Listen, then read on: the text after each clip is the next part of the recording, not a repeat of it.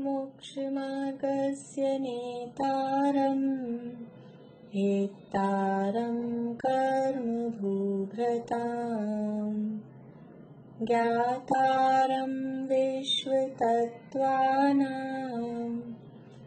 वन्दे तद्गुणलब्धये वन्दे तद्गुणलब्धये। मोक्षमार्ग के नेता एवं कर्म पर्वतों के भेदक और विश्व के सब तत्वों के ज्ञायक चेतन संवेदक सद्गुण आप समान प्राप्त हो यही भावना भाकर देव विनय पूर्वक करूं वंदना बारंबार जिनेश्वर देव बारंबार जिनेश्वर देव। तत्वसूत्र नामक महाशास्त्र आचार्य उमा स्वामी देव द्वारा रचित है और इसके 5वें अध्याय की चर्चा हम कर रहे हैं। अजीब द्रव्यों का वर्णन इसमें किया गया है। सूत्र सुनाने के लिए को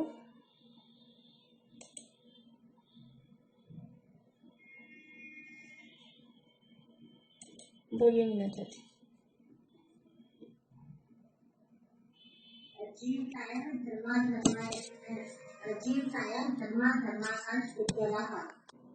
अनंत प्रदेश किस द्रव्य के होते हैं?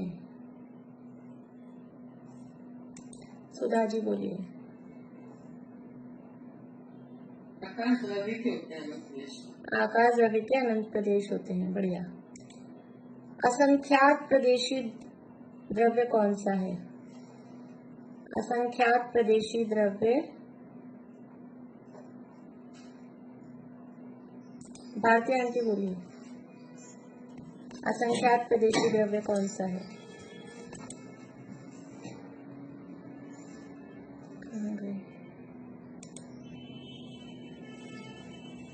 कहाँ गए भारतीय आंटी? गायब हो गई शायद। असंख्यात प्रदेशी काल द्रव्य। आप हो कहाँ दिखी नहीं रहे हो, पता नहीं, गायब ही हो गई। रजनी जी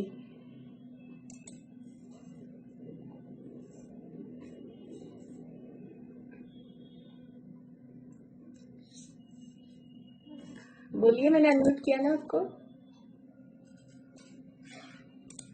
अरे वापस अनम्यूट करिए वापस। हाँ असंख्यात प्रदेशी एक जीव उद्गम जो है असंख्यात भी है और एक भी है। असंख्यात असंख्यात अलग तीनों है, इसलिए उसको असंख्यात में हम रख सकते हैं धर्म और अधर्म। बहुत अच्छा, बहुत बढ़िया। धर्म द्रव्य, अधर्म द्रव्य और एक जीव द्रव्य असंख्यात प्रदेशी हैं। और पुद्गल को भी किसी अपेक्षा से जो स्कंध है अगर असंख्यात प्रदेशी तो कह सकते हैं, अदरवाइज ये तीनों असंख्यात प्रदेशी कहे जाएंगे। बढ़िया। एक प्रदेशी द्रव्य कौन सा है? एक प्रदेशी द्रव्य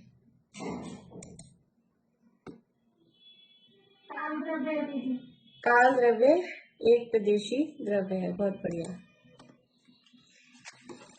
अवगाहन का क्या अर्थ है? अवगाह, आकाशस्य अवगाह।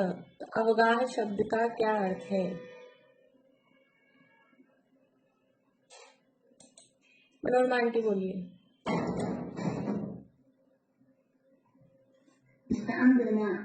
हाँ, अवगाहन का अर्थ है स्थान देना, हाँ, जगह देना।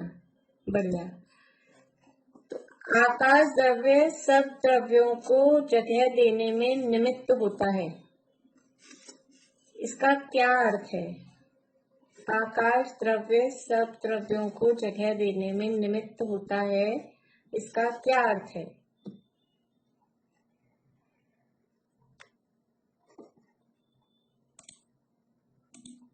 हाँ, दोबारा से हैंड रेस करिए आप लोग जो बताना चाहते हैं। सब सोच में पड़ गए ऐसे लग रहा है।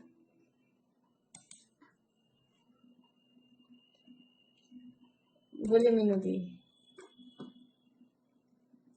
आकाश द्रव्य बाकी सभी पांचों द्रव्यों को स्थान देता है। पांचों सभी द्रव्य उपाकाश नहीं रहते, वो उन्हीं को स्थान देता है। मतलब आकाश द्रव्य के कारण ही निमित्त बनता है ना सभी पांचों द्रव्यों के रहने में। पांचों द्रव्य आकाश द्रव्य में ही उपाकाश नहीं रहते हैं, आकाश द्रव्य उन सभी को स्थान देता है। ठीक है अंकल, बोलिए आप भी बताइए। आकाश द्रव्य भी वहाँ मौजूद रहता है। तो फिर कुछ और भी बात बताइए ना, आप जो बात कह रहे हैं उसकी पुष्टि के लिए कुछ और भी बात बताइए साथ में। निमित्त का मतलब वो ये तो वो द्रव्य है और वो भी वहाँ मौजूद रहता है। बढ़िया बढ़िया बढ़िया। तो उपादान कौन है फिर? निमित्त है वो, तो फिर उपादान कौन है? आपने ये जवाब बहुत अच्छा दिया, वो वहां रहता है, वो निमित्त है, तो फिर उपादान कौन है? उपादान तो वो बाकी के दूसरे द्रव्य जिनको वो जगह देता है। बहुत अच्छा, बहुत बढ़िया जवाब, यही चाहिए था मुझे। आकाश द्रव्य सब द्रव्यों को जगह देने में निमित्त है। निमित्त है का मतलब है कि वो बस होता है, वो जगह देता है ऐसा नहीं है। सब द्रव्य अपने अपने उपादान से जगह प्राप्त करते हैं, लेकिन आकाश द्रव्य उसमें निमित्त है। हमने निमित्त उपादान के जो स्वरूप पढ़ा है ना, निमित्त का मतलब क्या है? निमित्त का मतलब है कि वो होता है। धर्म द्रव्य चलने में निमित्त होता है, इसका मतलब क्या है कि जब कोई जीव और पुद्गल चलता है तो धर्म द्रव्य होता है, लेकिन वो निमित्त है। तो फिर उपादान कौन है? कि जो जीव या जो पुद्गल चल रहा है वो स्वयं उपादान है। ऐसे ही जो जीव या जो पुद्गल या धर्म द्रव्य काल द्रव्य जो जगह प्राप्त किए हुए हैं वो सब अपने उपादान से जगह प्राप्त किए हुए हैं। आकाश द्रव्य उसमें निमित्त है, ये बात ख्याल में रखनी चाहिए, क्योंकि हम ऐसा फास्ट बोलते हैं, मतलब शॉर्ट में ऐसा ही बोलते हैं। आकाश द्रव्य जगह देता है, धर्म द्रव्य चलाता है, काल द्रव्य परिणमन करता है। निमित्त भी बोलते हैं ना, तो भी उस निमित्त का भाव हमको ख्याल में आना चाहिए कि निमित्त है मतलब बस है, उपादान कोई और है। जहां निमित्त है शब्द कह दिया, इसका मतलब है कि उपादान कोई और है, और निमित्त है वो हमेशा परद्रव्य है। तो ऐसा भाव इसमें ख्याल में रखना चाहिए। यानी निश्चय से, वास्तव में, निश्चय से मतलब वास्तव में सब द्रव्य अपने अपने आधार से अपने अपने में जगह प्राप्त करते हैं, और उसमें आकाश द्रव्य निमित्त होता है। ठीक है, ऐसा ये इस संबंध में अपने को समझना चाहिए। चलिए अभी आगे बढ़ते हैं, फिर थोड़ा बहुत कल करेंगे रिवीजन। और अभी अपने को पुद्गल द्रव्य की चर्चा यहाँ अपन कर रहे थे। पुद्गल द्रव्य के भेद, पुद्गल द्रव्य की जो पर्याय थी उनकी चर्चा पूरी हो गई थी। शब्द, बंध, सूक्ष्म, स्थौल्य। अच्छा, वो कुछ मैंने आपको कुछ कहा था, क्या करना था अपने को? ये तो मुझे याद आ रहा है कि मैंने कुछ कहा था कि कल बताऊंगी, लेकिन क्या बताया मेरे को, कहा था याद है? हाँ, वर्गणाएं। वो जब जयंती ने शायद प्रश्न पूछा था, 5 प्रकार की वर्गणाएं होती हैं पुद्गल की। वर्गणाएं क्या है? वर्गणाएं भी पुद्गल के एक प्रकार के स्कंद होते हैं।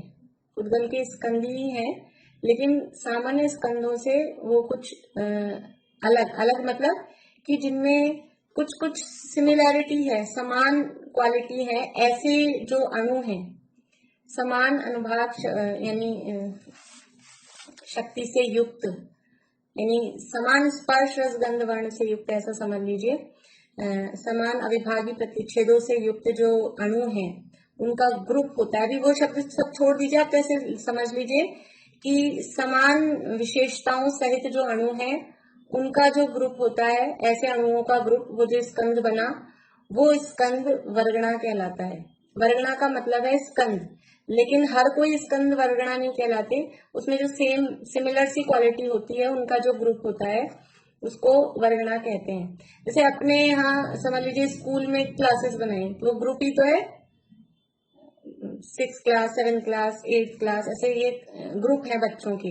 लेकिन वो 6th में कौन सा ग्रुप होगा, 7th में कौन सा ग्रुप होगा, कि वो समान योग्यता वाले जो बच्चे होंगे ना सारे, वो उस एबिलिटी वाले जो 5th पास करके आए हैं वो सब 6th में, जो 6th पास करके आए हैं वो सब 7th में। तो वो सब समान उनकी एक एज का भी एडमिशन के समय एज का वो देते हैं ना, इतने साल से इतने साल तक का बच्चा, मतलब उसका डेट ऑफ बर्थ 6 महीने का, साल भर का, वो एक टाइम पीरियड देते हैं। तो एज में भी सिमिलरिटी सी होती है कि लगभग इतने साल का बच्चा, लगभग 6 साल का बच्चा, 6 से 7 साल के बीच में वो फर्स्ट में आएगा। तो वो एज में भी सिमिलरिटी है, उनके ज्ञान के लेवल में भी सिमिलरिटी है, इस हिसाब से वो क्लास के ग्रुप बनाए जाते हैं। ऐसे नहीं किसी कोई से भी बच्चे इकट्ठे कर दिया, ग्रुप बना दिया, एक क्लास में बिठा दिया, 15 साल का बच्चा भी उसी में और 6 साल का बच्चा भी उसी में, ऐसा नहीं। तो ऐसे ही स्कंद हैं, ये पुद्गल के स्कंद हैं, लेकिन उनकी क्वालिटी कुछ कुछ समान होती है। उसके हिसाब से जो ग्रुप होते हैं और उसके हिसाब से जो स्कंद होते हैं वो कहलाते हैं वर्गणाएं।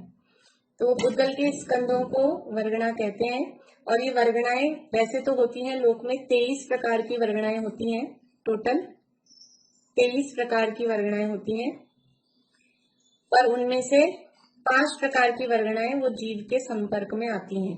जीव का संपर्क 5 प्रकार की वर्गणाओं से होता है। उन 5 वर्गणाओं का वर्णन ही ज्यादा मिलता है, बाकी 23 का भी मिलता है लेकिन वो कम मिलता है। तो नाम हमने लिख लिए थे उस दिन, किसी को याद है नाम 5 प्रकार की वर्गणाओं के? बोलिए रश्मि जी।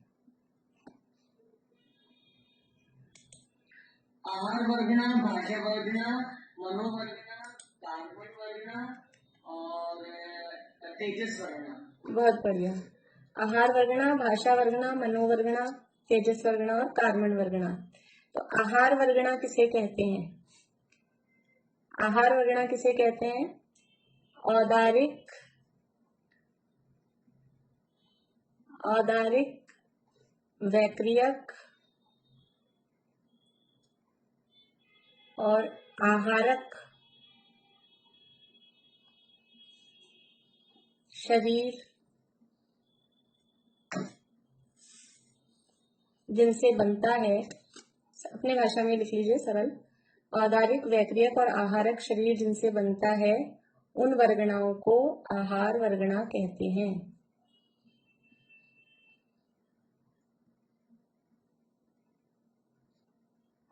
यानी औदारिक, वैक्रियक और आहारक शरीर बनने योग्य जो पुद्गल के स्कंद हैं वो सब आहार वर्गना कहलाते हैं।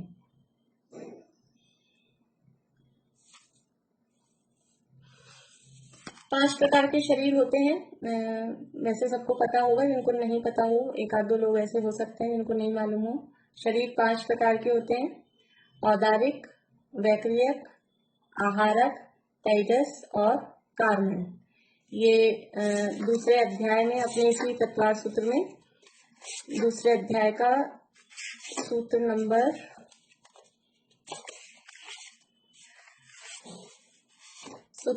36 है। दूसरे अध्याय का 36 नंबर का सूत्र है।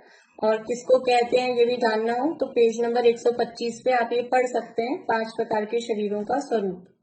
125 नंबर पेज नंबर नोट कर लीजिए, बाद में कभी जिनको भी पढ़ना हो वो पढ़ लीजिएगा। 5 प्रकार के शरीर होते हैं, इनमें से औदारिक, वैक्रियक और आहारक, ये 3 शरीर जिनसे बनते हैं। यानी ये वर्गणाएं क्या है? रॉ मटेरियल, कच्ची सामग्री है, ये रॉ मटेरियल है। जैसे कि बेसन के लड्डू किससे बनेंगे? बेसन के लड्डू बेसन से बनेंगे। और समझ लीजिए वो मिस्सी रोटी होती है, बेजड़ की रोटी बोलते हैं, जौ की रोटी बोलते हैं, वो किससे बनेगी?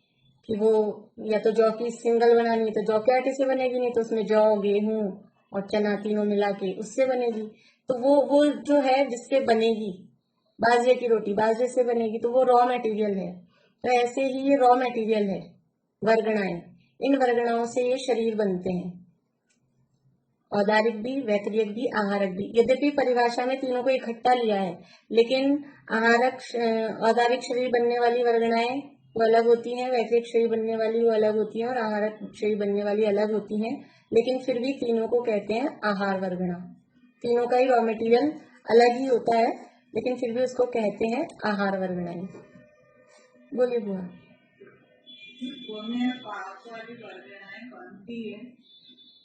पुण्य और पाप। पुण्य पाप तो कर्म हुए ना, वो तो कार्मण वर्गणा के अंतर्गत जाएंगे। वो अभी तो अपन ने शुरू किया ना कार्मण वर्गणा, तो अभी लास्ट में आएंगी। अभी आहार वर्गणा की बात हुई है, फिर अभी कार्मण की करेंगे।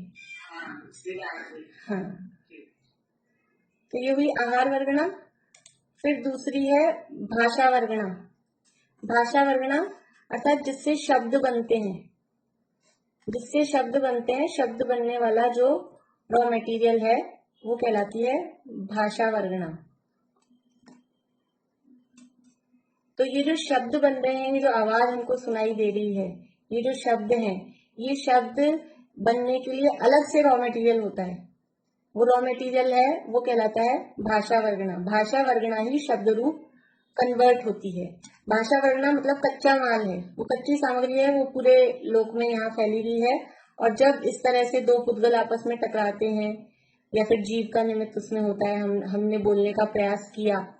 अभी हम पीछे पढ़ के आए हैं पिछले सूत्र में, शब्द है वो पुद्गल की पर्याय है। तो शब्द कैसे उत्पन्न होते हैं कि दो पुद्गलों के टकराने से वो शब्द उत्पन्न होते हैं। तो अभी क्या टकरा रहा है, हम बोल रहे हैं, तो अभी तो जीव बोल रहा है ना कि नहीं ये शरीर में होठ है, तालु है, ये जीभ है, कुछ अलग अलग शब्द है। ये तो जो व्याकरण वगैरह वाले होते हैं ना, वो ज्यादा ऐसे जानते हैं। कुछ शब्द हैं वो दांत से निकलते हैं, कुछ तालु से निकलते हैं, कुछ होठों के मिलने से, अलग अलग उनकी वो होती है। तो ये पुद्गल आपस में टकरा रहे हैं, जीव की इच्छा उसमें निमित्त होती है। उपादान कौन है? उपादान तो वो पुद्गल ही है, भाषा वर्गणा। शब्द बनने में उपादान वो भाषा वर्गणा पुद्गल, वो उपादान है। अब हमारी इच्छा उसमें निमित्त हो जाती है, हमको बोलने की इच्छा हुई, हमने बोल दिया, तो ऐसा लगता है कि जीव ने बोला, हमने बोला, लेकिन वो वास्तव में जीव की अवस्था नहीं है, जीव नहीं बोलता है। ये शब्द निकलने रूप पर्याय, शब्द रूप पर्याय ये पुद्गल की है, पुद्गल ही उसमें मूल कारण होता है। तो भाषा वर्गणा यानी जिससे शब्द बनते हैं वो भाषा वर्गणा है। फिर तीसरी है मनोवर्गणा। मनोवर्गणा का मतलब है कि जिस वर्गणा से मन बनता है, जो हमने मन की बात देखी थी, एक पौद्गलिक मन यहाँ अपने हृदय स्थान में हार्ट की जगह पे 8 पंखुड़ी वाले कमल के आकार का सूक्ष्म द्रव्य मन होता है। जैसे ये द्रव्य इंद्रियां हैं आंख नाक कान, वैसे ही हृदय स्थान पर 8 पंखुड़ी वाले कमल के आकार का आकार बताया है, लेकिन वो सूक्ष्म होता है, दिखाई नहीं देता है। ऐसा 8 पंखुड़ी वाले कमल के आकार का द्रव्य मन होता है, और वो द्रव्य मन अलग वर्गणा से बनता है। वो ये शरीर बना है औदारिक शरीर, ये कौन सी वर्गणा से बना है? ये औदारिक शरीर, बोले चमेली आंटी, ये औदारिक शरीर कौन सी वर्गणा से बना है? अटक गई आपकी तो फोटो ही। वर्षा भाभी बोलिए। आहार वर्गणा से। ये हमारा जो शरीर है ना, ये हमारा शरीर थोड़ा सा अभी इतनी सी बात मैं बता देती हूँ, जो कुछ नए लोग हैं, तो हमारा जो शरीर है मनुष्य और तिर्यंतियों का शरीर वो औदारिक शरीर है। देवों का और नारकियों का शरीर वैक्रियक शरीर होता है, और आहारक शरीर वो कोई रिद्धिधारी मुनिराजों के ही होता है। सभी मुनिराजों के भी नहीं होता, और रिद्धिधारी मुनिराजों के वो अलग परिस्थिति में बनता है। वो आप लोग जरूर पढ़ लेना जिनको भी नहीं पता शरीरों के बारे में, 125 नंबर पेज पे। तो ये हमारा शरीर है औदारिक शरीर, ये औदारिक शरीर आहार वर्गणा से बना है, और इस औदारिक शरीर के अंदर वो द्रव्य मन है।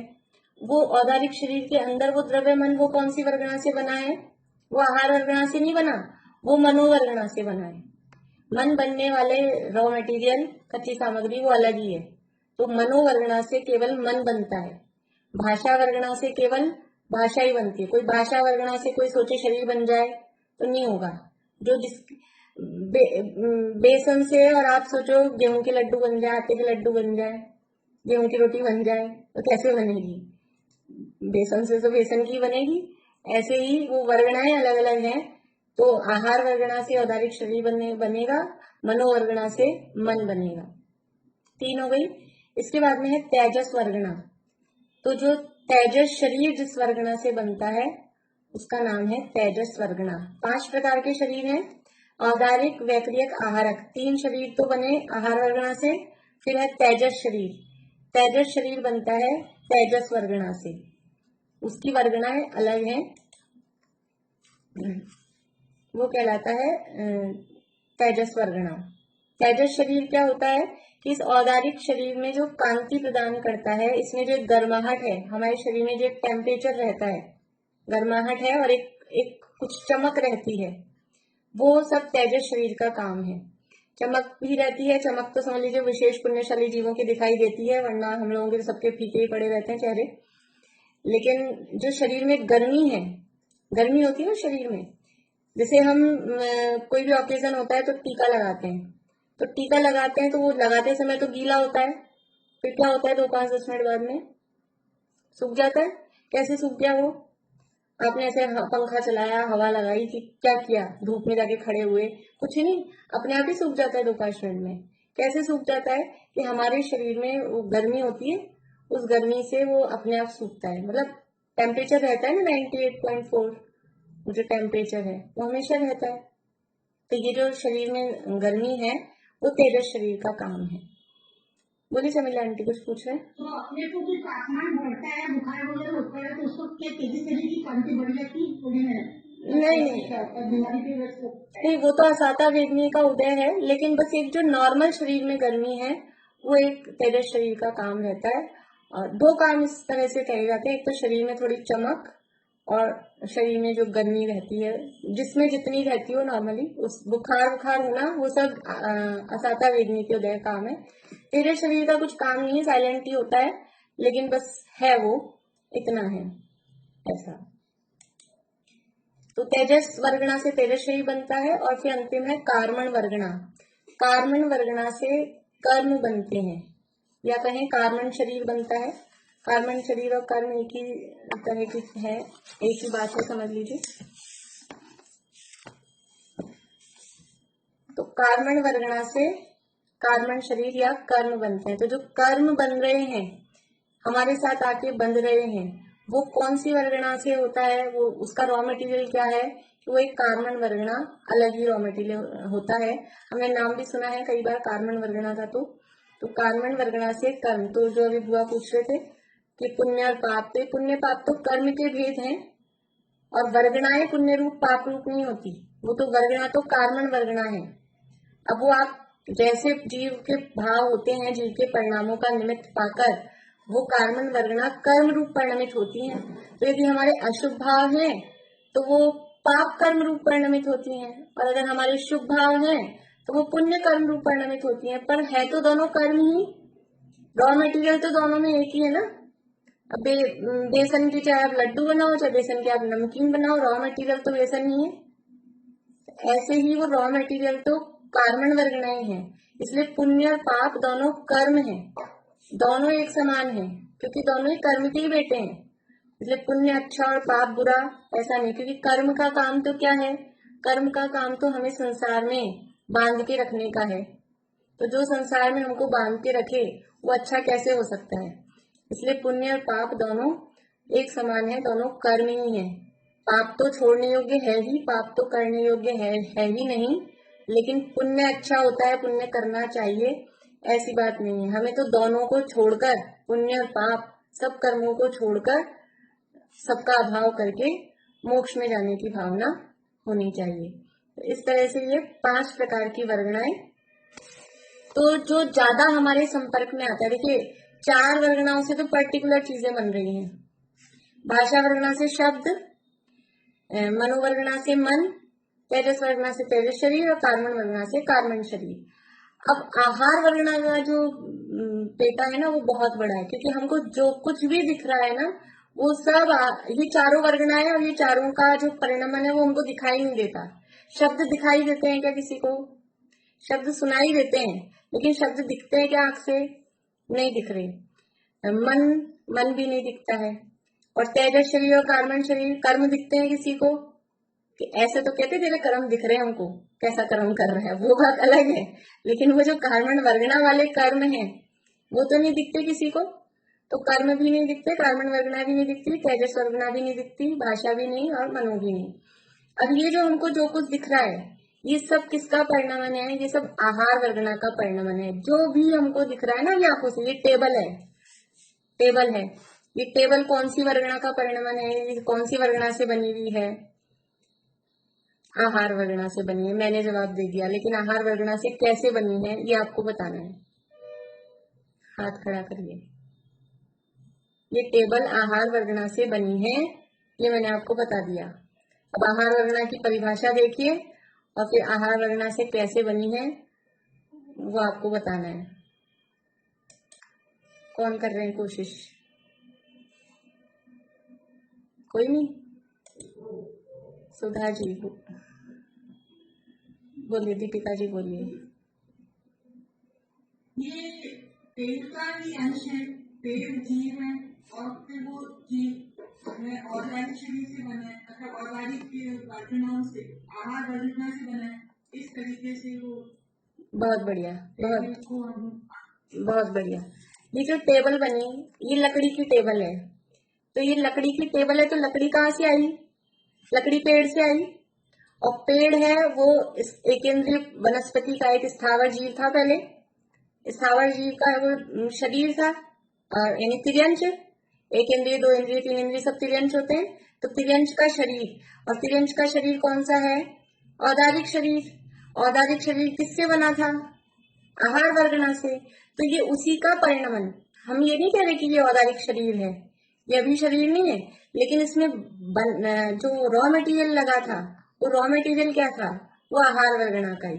तो ये लकड़ी की टेबल तो आहार वर्गना से बनी है, लेकिन अगर मेटल वाली है, स्टील की है, स्टील की टेबल कौन सी वर्गना से बनी है?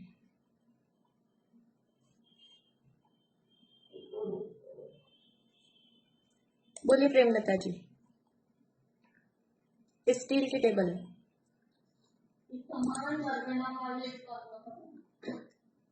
नहीं, अभी तो वर्गना आपको बतानी है। नाम 5 प्रकार की वर्गनाओं में से नाम बताना है कौन सी वर्गना से बनी है।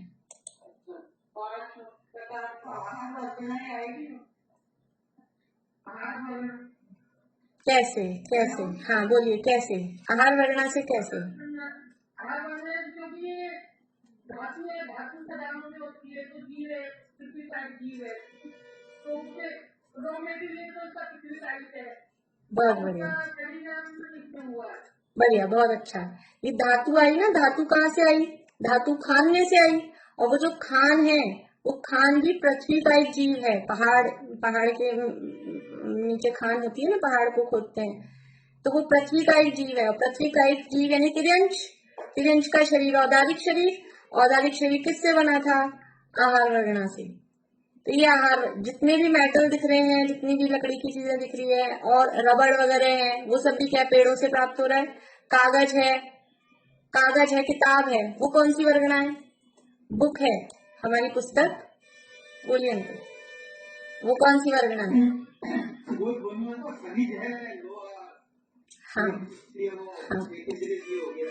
अभी पुस्तक बताइए, पुस्तक, ये बुक है अपनी।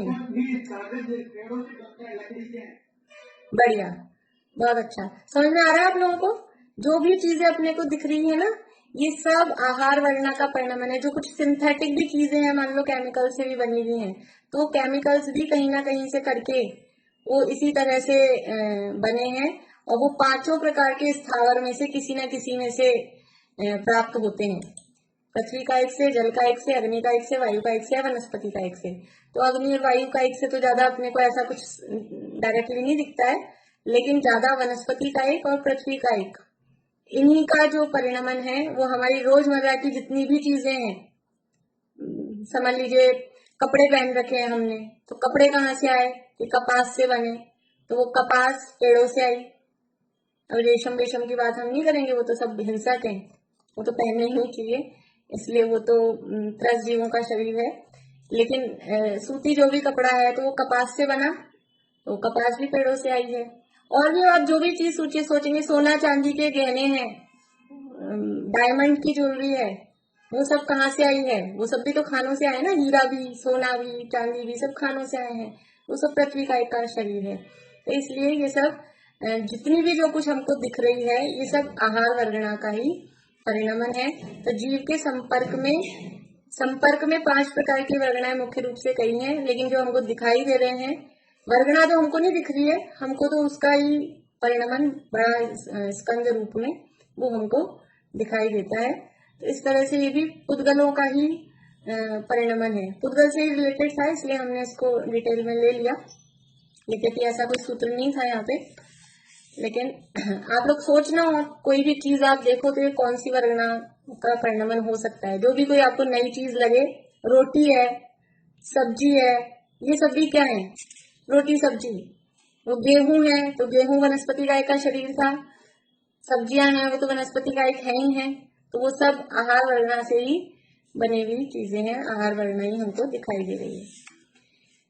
देखिए अब यहाँ पुद्गल के भेदों की चर्चा अपने को करनी है। 25 नंबर का सूत्र है,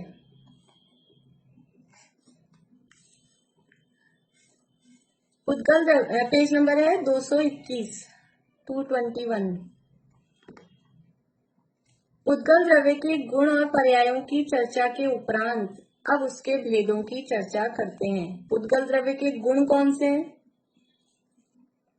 पुद्गल द्रव्य के गुण,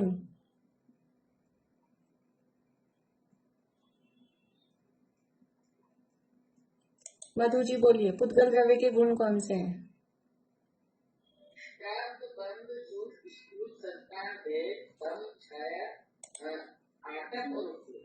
नहीं, गलत जवाब।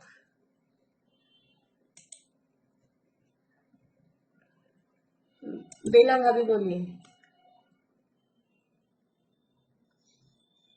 स्पर्श, रस, गंध और वर्ण। हाँ, देखिए आपने बात तो सही बताई थी पीछे पहले मधु जी, लेकिन पूछा क्या गया था, पूछा गया था गुण, और आपने बता दी उसकी जो अगला प्रश्न होने वाला था हमारा, वो थी उसकी पर्याय।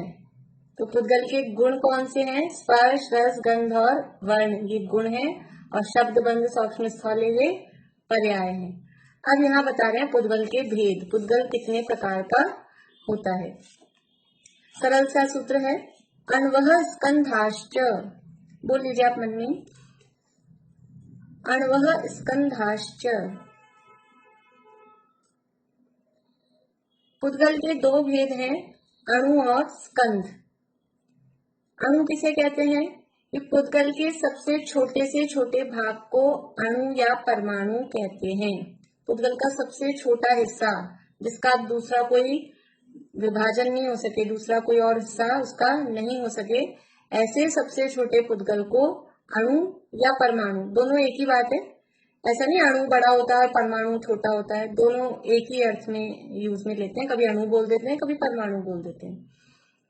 यह परमाणु ही मूलतः पुद्गल द्रव्य है। मूलतः मतलब वास्तव में जो पुद्गल द्रव्य है ये परमाणु ही होता है, परमाणु ही वास्तव में पुद्गल द्रव्य है। यह एक प्रदेशी ही होता है, परमाणु एक प्रदेशी ही होता है। इसका अर्थ क्या है? परमाणु एक प्रदेशी होता है, इसका क्या अर्थ है? बोलिए। परमाणु तो एक ही होता है, सबसे छोटी जो वो तो एक ही प्रदेश होता है। नहीं, वो तो लिखा है, इसका अर्थ क्या होगा? बोलिए चित्रा आंटी। उसके कोई दूसरा भाग नहीं हो सकता। बोलिए रजनी जी। आकाश के एक ही अणु को करता है, ग्रहण करता है, एक ही अणु को नहीं, प्रदेश को। आकाश के प्रदेश होते हैं। बढ़िया बढ़िया। वो एक प्रदेशी होता है, इसका मतलब क्या है कि वो आकाश के एक प्रदेश को ही घेरता है। एक अणु या परमाणु को रखा जाएगा तो वो कितनी जगह लेगा कि वो एक ही प्रदेश लेगा, इसलिए वो एक प्रदेशी होता है। एक प्रदेशी मतलब कि आकाश का एक ही प्रदेश घेरता है। यह परमाणु एक प्रदेशी ही होता है। एक प्रदेशी अणु को अप्रदेशी भी कहते हैं। पीछे सूत्र आया था नाणु, अणु के इतने सारे प्रदेश नहीं होते, पीछे आया था संख्या, संख्याश्च पुद्गला नाम, पुद्गलों के संख्यात प्रदेश भी है, असंख्यात प्रदेश भी है, अनंत प्रदेश भी है, लेकिन अणु के नहीं है। तो अणु के नहीं है क्या मतलब? कि अणु के संख्यात, असंख्यात, अनंत प्रदेश नहीं है। अणु का एक ही प्रदेश होता है, अर्थात वो आकाश का एक प्रदेश ही घेरता है, और वो एक प्रदेशी को अप्रदेशी भी कहते हैं। ये एक प्रदेशी तो है लेकिन उसके प्रदेश नहीं है, ऐसा अप्रदेशी भी उसको कहते हैं। एक पुद्गल परमाणु में, अभी पुद्गल परमाणु में क्या क्या पाया जाएगा, वो पुद्गल द्रव्य है। ऊपर कहा था परमाणु ही मूलतः पुद्गल द्रव्य है, तो पुद्गल द्रव्य है तो इसमें पुद्गल के गुण पाए जाएंगे कि नहीं पाए जाएंगे?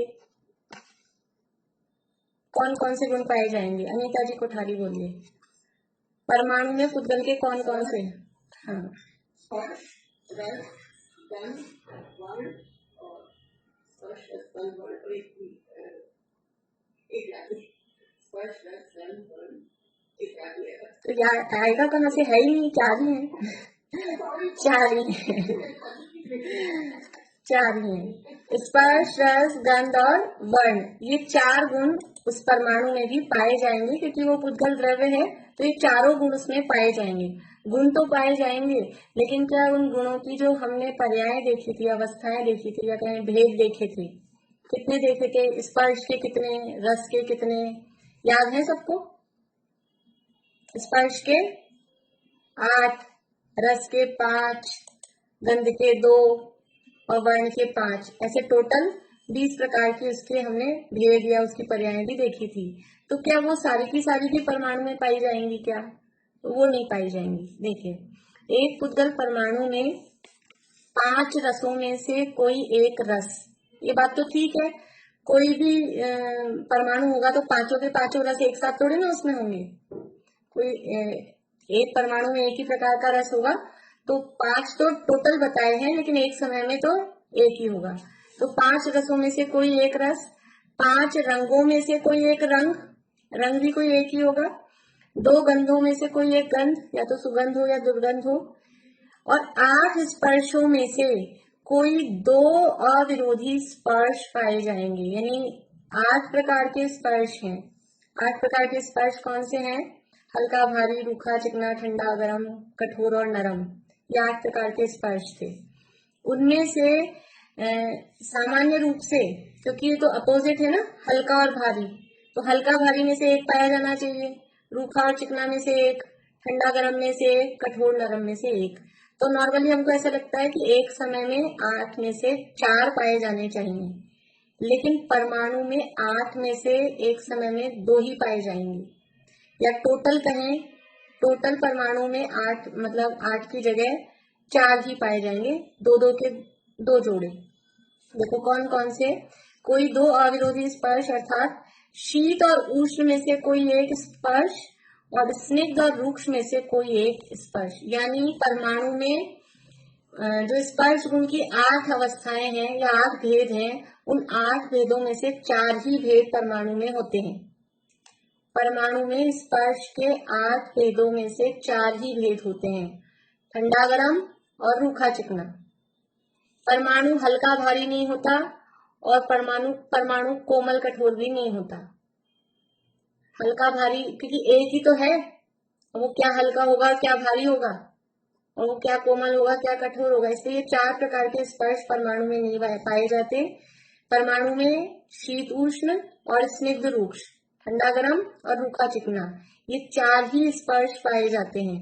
अब इन 4 में से भी क्योंकि अपोजिट अपोजिट वाले हैं, तो एक समय में कोई से 2, ठंडा होगा या तो गरम नहीं होगा, और रूखा और चिकना में से एक होगा। तो या तो ठंडा और रूखा हो जाए, या ठंडा और चिकना हो जाए, या गरम और रूखा हो जाए, या गरम और चिकना हो जाए, ऐसा कोई से 2 प्रकार के स्पर्श इसमें होते हैं। इस प्रकार टोटल कितने हुए परमाणु में? एक वर्ण, एक गंध, एक रस और 2 स्पर्श। तो टोटल इस परमाणु में मूलतः 5 गुण होते हैं। परमाणु में 5 होते हैं। अभी स्कंद की बात आगे करेंगे, स्कंद में कितने होते हैं, ये परमाणु की बात बताई जाएगी। यानी ये स्पेशल क्वालिटी या स्पेशल बात है परमाणु के संबंध में, याद रखने योग्य है। परमाणु में स्पर्श की 8 पर्यायों में से 4 ही पर्याय होती हैं, ठंडा गरम और रूखा चिकना, ये 4 ही होती हैं।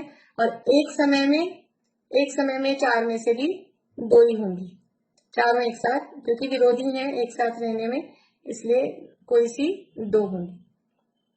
अब है स्कंद। स्कंद किसे कहते हैं? अनेक पुद्गल परमाणुओं के पिंड को स्कंध कहते हैं।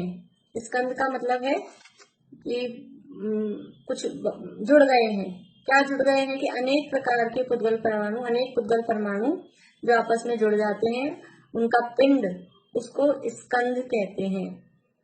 ये स्कंध एक से अधिक दो परमाणुओं से लेकर अनंत परमाणुओं के होते हैं, हो सकते हैं।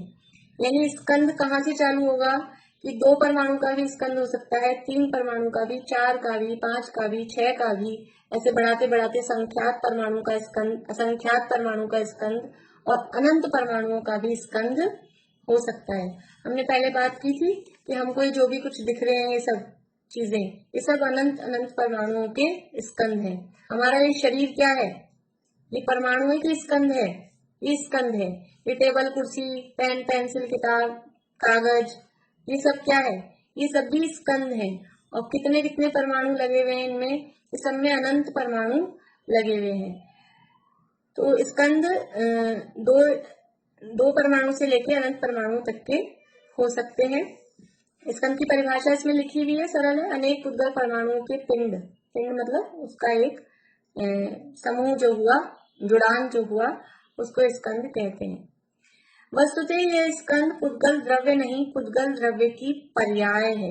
यहाँ कह तो रहे पुद्गल के भेद दो हैं, अणु और स्कंध, लेकिन वास्तव में पुद्गल नहीं है। पुद्गल द्रव्य तो असलियत में, वास्तव में तो परमाणु ही होता है। स्कंध तो पुद्गल की पर्याय है। अब ये जो भी हमको दिख रहे हैं स्कंध, चश्मा है, पेन है, पेंसिल है, टेबल है, ये सब क्या है? ये स्कंध है। लेकिन ये स्कंध है, लेकिन हम बोलते हैं पुद्गल की पर्याय है। ये वास्तव में मूल पुद्गल द्रव्य नहीं है। जो भी स्कंध है वो पुद्गल की पर्याय, पर्याय मतलब अवस्था, पुद्गल की ही अवस्थाएं हैं। मूल पुद्गल द्रव्य तो अणु या परमाणु ही है। यद्यपि अणु भी रूपी है, तथापि अत्यंत सूक्ष्म होने से वह चक्षु इंद्रिय से दिखाई नहीं देता। सूत्र में कहा था, अभी आ गया है, रूपिण पुद्गला, पुद्गल रूपी होता है। रूपी का मतलब है कि जिसमें स्पर्श, रस, गंध, वर्ण पाए जाते हैं। तो परमाणु में भी, अणु में भी स्पर्श, रस, गंध और वर्ण पाए जा रहे हैं, लेकिन उसका वर्ण क्या हमको आंखों से दिखाई दे जाता है? एक परमाणु कभी किसी ने देखा? ये परमाणु आंखों से दिखाई नहीं देता, वो सूक्ष्म है। हमको जो भी दिख रहे हैं इन आंखों से, इन आंखों से जो भी दिख रहे हैं, ये सब स्कंध ही होते हैं। तो क्या परमाणु फिर किसी के द्वारा देखा जा सकता है कि नहीं देखा जा सकता है? ये आंख से नहीं देखा जा सकता, ज्ञान से देखा जा सकता है। ज्ञान में जाना जा सकता है, और ज्ञान में जानने को देखना भी कहते हैं। कौन से ज्ञान में जाना जा सकता है परमाणु? कौन से ज्ञान में परमाणु जाना जा सकता है? बोले रजनी जी।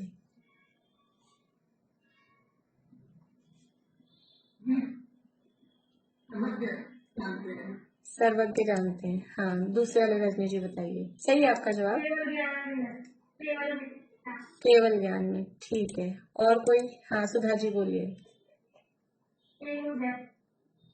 केवल ज्ञान तो आ गया, कोई और जवाब देना है तो बोलिए। केवल ज्ञान में तो सब कुछ जाना जाता है, तो वास्तव में केवल ज्ञान में परमाणु जाना जाता है, देखा जाता है, वो बात सही है।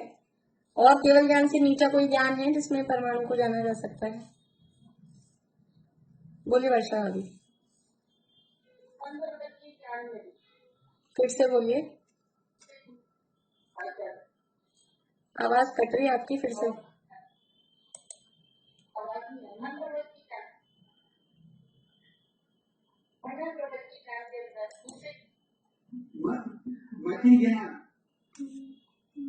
मति ज्ञान में परमाणु नहीं। रश्मि जी। अवधि ज्ञान से कंफ्यूजन है कि पक्का बोल रहे हैं? अवधि ज्ञान से ट्रायल ले रहे हैं आप? नहीं, अवधि ज्ञान से जानेंगे ना। बढ़िया बढ़िया। अवधि ज्ञान में परमाणु जाना जा सकता है। मति ज्ञान तो हमारे है ही। मति ज्ञान तो किसे कहते हैं? जो इंद्रियों मन की सहायता से हो, वो मति ज्ञान। और इंद्रियों से परमाणु नहीं जाना जा सकता है। अभी हमने कहा ना, आंख से नहीं देख सकते हैं, ना उसको छू के देख सकते हैं, ना उसको सूंघ के देख सकते हैं, ना उसको चख के देख सकते हैं। तो मति शुद्ध ज्ञान में परमाणु नहीं जाना जा सकता है। अवधि ज्ञान का विषय, और अवधि ज्ञान के भी भेद होते हैं। तो परमावधि और सर्वावधि ज्ञान का विषय परमाणु बनता है। और केवल ज्ञान में तो जाना ही जाएगा, केवल ज्ञान में तो पूरा लोकालोक सब चीजें जानने में आ रही है। तो अवधि ज्ञान और केवल ज्ञान में ये परमाणु जाना जा सकता है और मन परे ज्ञान में भी परमाणु जाना जा सकता है। तो इस तरह से मुख्य रूप से अवधि ज्ञान और केवल ज्ञान की बात है। मन परे ज्ञान में तो मन के विषयों को जानते हैं, लेकिन वो अवधि ज्ञान से भी बारीक बातों को जानते हैं, इसलिए इसमें कह देते हैं। तो जो हमको जो भी कुछ दिख रहा है आंखों से, वो सब स्कंद है, परमाणु आंखों से दिखाई नहीं देता है। और ये स्कंद है, ये पुद्गल की अवस्थाएं हैं, पुद्गल की पर्याय है। यद्यपि अणु भी रूपी है तथापि अत्यंत सूक्ष्म होने से वह चक्षु इंद्रिय से दिखाई नहीं देता। नियम सार में परमाणु की परिभाषा इस प्रकार दी गई है। नियम सार ग्रंथ है आचार्य कुंद देव का, पंच परमागमों में से एक परमागम है। समय सार, प्रवचन सार, नियम सार, अष्टपाहुड़ और पंचास्तिकाय, ऐसे 5 परमागम कुंद आचार्य के कहे गए हैं। उनमें से नियम सार ग्रंथ है, उसमें ये गाथा दी है। हम गाथा पढ़ते हैं। अत्तादि अत्तमज्झम अत्यंतम नेवरिंदियज्ञेच्छम अविभागीजम दवम परमाणुतम वियाणाहि इंद्रियों से ना ग्रहे अविभागी जो परमाणु है वह स्वयं ही है आदि एवं स्वयं ही मध्यांत है। क्या कह रहे हैं? अत्तादि जिसकी आदि नहीं है, अत्तमध्यम जिसका मध्य नहीं है, अत्यंतम जिसका अंत नहीं है।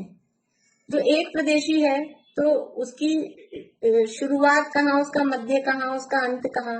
जिसका आदि मध्य और अंत नहीं है, ऐसा अविभागी जिसका दूसरा कोई विभाजन नहीं किया जा सकता, ऐसा वो। आवाज नहीं आ रही है मेरे को, सबको आ रही है? मेरे को आवाज नहीं आ रही है। आपका नेटवर्क स्लो था शुरू में भी, आपका नेटवर्क स्लो होगा शायद। तो जिसकी आदि नहीं है, मध्य नहीं है, अंत नहीं है, नेव इंद्रिय गेझम जो इंद्रियों के द्वारा ग्रहण नहीं किया जा सकता। नेव नहीं, न एव नहीं ही, इंद्रिय गेझम इंद्रियों के द्वारा जो ग्रहण नहीं किया जा सकता। ये साफ साफ यहाँ गाथा में लिख दिया।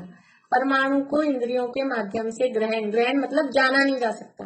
ग्रहण करना मतलब कोई खा जाना, ऐसे बोलते हैं ग्रहण कीजिए, थोड़ा सा तो ग्रहण कीजिए। तो ग्रहण करने का मतलब खाना नहीं है, ग्रहण करने का मतलब जानने को भी ग्रहण करना कहते हैं। तो इंद्रियों के माध्यम से वो जाना नहीं जा सकता है।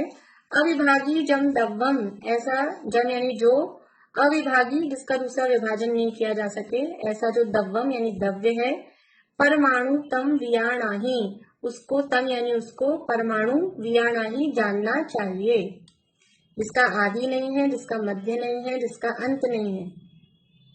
देखो अभी मैं सोची थी फटाफट से कर दें। आदि मध्य अंत से परमाणु से आत्मा की तुलना, परमाणु से आत्मा की तुलना करनी है। जो विशेषताएं यहाँ परमाणु के लिए बताई गई हैं, जो विशेषताएं यहाँ परमाणु की बताई गई हैं, वो सारी विशेषताएं आत्मा में लागू पड़ती हैं। आवाज आ रही है आप लोगों को?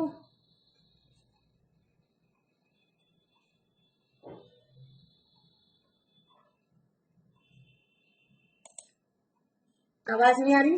अब आई? अब आ रही? हाँ, वो बीच में एकदम से नेट बंद हो गया था। देखो आत्मा और परमाणु में क्या क्या समानता है। परमाणु की आदि यानी शुरुआत नहीं है, तो जिसकी शुरुआत नहीं होती उसका अंत भी नहीं होता।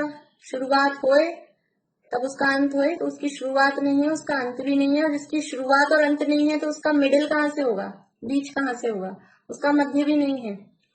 तो जैसे परमाणु का आदि मध्य और अंत नहीं है, वैसे आत्मा की आदि, आत्मा की शुरुआत कब है और आत्मा का अंत कब होगा, और आत्मा का मध्य कौन सा है, मध्य कौन सा है आत्मा का, कि जिसका आदि अंत नहीं है उसका मध्य भी नहीं होता। तो जैसे परमाणु में आदि मध्य अंत नहीं है, वैसे आत्मा भी अनादि अनंत, आदि से रहित अनादि और अंत से रहित अनंत और मध्य से रहित अमध्य, ऐसा आत्मा भी अनादि अनंत अमध्य वाला है। और जैसा परमाणु इंद्रियों से ग्रहण नहीं किया जा सकता, नेव इंद्रिय ग्रहणम, जैसे परमाणु को इंद्रियों से ग्रहण नहीं किया जा सकता आंख नाक कान से, वैसे ही आत्मा को भी आंख नाक कान से नहीं जाना जा सकता है। ग्रहण किया जाना मतलब जानना। हम सोचे हम आंख से देख के आत्मा को जान लेंगे, सफेद सफेद दिखेगा, चमकता हुआ दिखेगा, तो पीछे बता दिया सब, काला दिखे कि सफेद दिखे कि चमकता दिखे, ये सब पुद्गल की अवस्थाएं हैं। तम भी, उद्योत भी, छाया भी, आतप भी, सब। इसलिए आत्मा भी इंद्रियों से ग्रहण नहीं होता है, न उसमें सुगंध है, न दुर्गंध है, न रस है, मीठा। आत्मा तो मीठा होता होगा, कड़वा तो नहीं होता होगा कि ये मीठे कड़वे ये सब पुद्गल के स्वाद हैं। आत्मा में स्वाद है, लेकिन वो आत्मा का स्वाद अलग है, ये पौद्गलिक स्वाद उसमें नहीं है, इंद्रियों से ग्रहण नहीं होता। और जैसा परमाणु अविभागी है, उसका विभाजन नहीं होता। परमाणु के टुकड़े करो कि क्या बात कर रहे हो, परमाणु कहते ही उसे है जिसका टुकड़ा नहीं हो, अब उसके टुकड़े कैसे करेंगे। ऐसे ही आत्मा के भी टुकड़े नहीं हो सकते, आत्मा का भी, आत्मा के टुकड़े करें, आत्मा के टुकड़े नहीं होते, आत्मा अखंड रहता है। समुद्घात भी होता है, समुद्घात पढ़ा था एक दिन हमने, आत्मा के प्रदेश बाहर निकलते हैं, तो भी आत्मा अखंड रहता है, आत्मा के टुकड़े नहीं होते। पूरे लोक में फैल गया लोक पूर्ण, तो भी आत्मा के टुकड़े नहीं होते कि उर्ध्वलोक वाला अलग हो जाए, अधोलोक वाला अलग हो जाए, नहीं, अखंड रहता है। इसलिए जैसा परमाणु है वैसा ही मेरी आत्मा का स्वरूप है, और इसीलिए वो परमाणु हमेशा शुद्ध रहता है, जो आदि मध्य अंत से रहित है, जो इंद्रियों से ग्रहण नहीं होता, जो अविभागी है, वो हमेशा शुद्ध रहता है, परमाणु हमेशा शुद्ध है। ऐसे ही आत्मा भी सदा शुद्ध है, आत्मा भी कभी अशुद्ध नहीं होता। जैसे परमाणु का स्वरूप समझकर, बात तो चल रही पुद्गलों की, लेकिन हमको पुद्गल नहीं पढ़ना है, हमको तो अपना स्वरूप पढ़ना है। पुद्गलों को पढ़कर भी आत्मा का स्वरूप पढ़ना है। तो जैसा परमाणु का स्वरूप है ऐसा ही मेरा स्वरूप है, मैं भी ऐसा ही हूँ। ऐसे अपने स्वरूप को हम जाने पहचाने और उसमें लीन हो, इसी भावना से अभी पूरा करते हैं। इसमें इंद्रियों से अथवा का क्या मतलब हुआ? इंद्रियों से ग्रहण नहीं किया जा सकता, मतलब इंद्रियों से जाना नहीं जा सकता।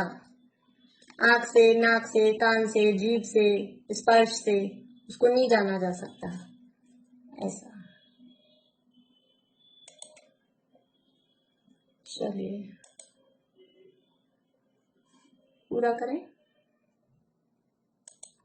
किसी को कोई प्रश्न तो नहीं और?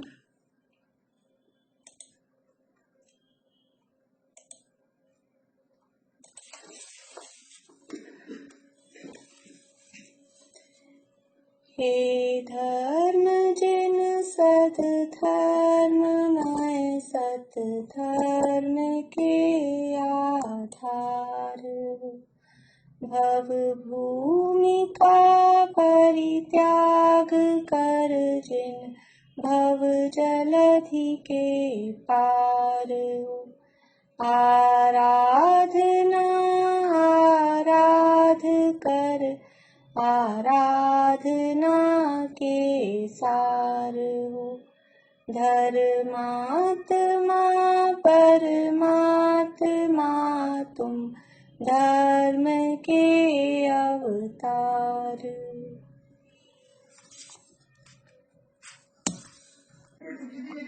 मोबाइल देखे में इसमें भाषा वर्णना की हो गई, आहार वर्णना की हो गई, सब हो गई ना। मोबाइल का अगर बॉडी देखें, वर्णना की हो गई नहीं, तेजस नहीं है, तेजस तो जो तेजस शरीर हमारे होता है ना, मोबाइल की बॉडी है वो आहार वर्णना से बनी है। और अब शब्द तो जो निकलते हैं तो वो शब्द हैं वो भाषा वर्णना के, बाकी तो तेजस वर्णना, कार्बन वर्णना और मनोवर्णना का तो संबंध केवल जीव के साथ ही है। अच्छा, जैसे मोबाइल गर्म हो जाता है? नहीं, वो उसी का परिणाम है, वो गर्म होना वो तेजस वर्णना नहीं है। ठीक, जय श्री राम सभी को। मीना चाची आपको भी पूछना है कुछ?